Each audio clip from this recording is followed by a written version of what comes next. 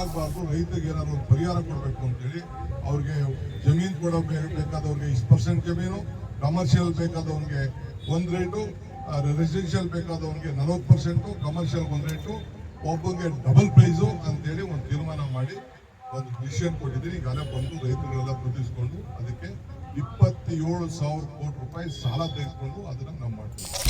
ಇಲ್ಲೂ ಕೂಡ ಇವತ್ತು ನಾನು ನಮ್ಮ ಆಫೀಸರ್ಸ್ ಹತ್ರ ಮಾತಾಡಿ ಇದಕ್ಕೂ ಕೂಡ ಸಾಲ ತೆಗೆದುಕೊಂಡು ಸುಮಾರು 10,000 ಕೋಟಿ ರೂಪಾಯಿ ಸಾಲ ತೆಗೆದುಕೊಂಡು ನಿಮ್ಮಲ್ಲೂ ಕೂಡ ಸುಮಾರು 70% ಜನ, 30% ನೀವು ಅರ್ಜಿ ಕೊಟ್ಟಿದ್ದೀರಿ. ಇದು ಆಗುದಿಲ್ಲ, ನೀವು ಯಾರು ಬಂದಿದ್ದೀರಿ ನೀವು ಆಗುದಿಲ್ಲ ಅಂತ ನೀವು ಅರ್ಜಿ ಕೊಟ್ಟಿದ್ದೀರಿ. ನಾನು ಇಲ್ಲ ಅಂತ ನಾನು ಹೇಳಿದ್ರು.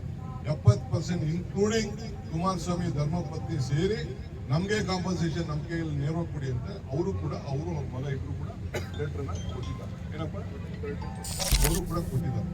ನಿಮ್ಮ ರೈತರು ನಾನು ಇದು ನಮ್ಗೆ ನಿಮ್ಗೆ ಅಕ್ವಿಷನ್ ಮಾಡಕ್ಕೆ 1 ಎಕರೆನೂ ನಮ್ಗೆ ಅವಶ್ಯಕತೆ ಇದೆ.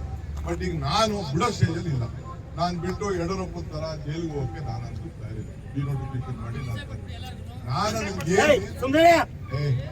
ನಿಮ್ಗೆ ಏನ್ ಸಹಾಯ ಮಾಡಬೇಕು, ಯಾವ ರೀತಿ ಪರಿಹಾರ ಕೊಡಬೇಕು ಅದನ್ನ ನಾನು ಇವತ್ತು ಚರ್ಚೆ ಮಾಡ್ತೀನಿ. ಚರ್ಚೆ ಮಾಡ್ತೀರಾ? ಹಿಂದೆ ಸರ್ಕಾರ ಕೈ ಬಿಟ್ಟ ಕುಮಾರಸ್ವಾಮಿ ಕೃಷ್ಣ ಮಾತಾಡ್ಸಿದ್ರು, ಕೈ ಬಿಟ್ರು, ನೀವು ಕೈ ಬಿಡಿ.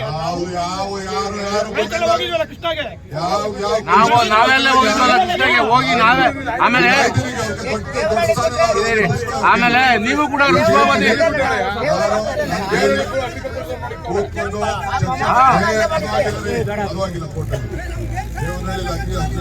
ನಿಮ್ ಸಹಾಯ ನಮ್ಗೆ ಬೇಕಿಲ್ಲ ಸರ್.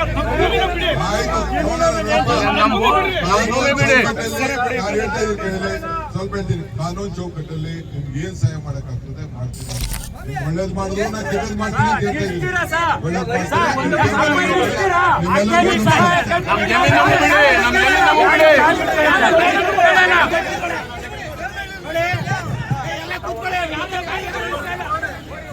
ಮಂತ್ರಿಗಳು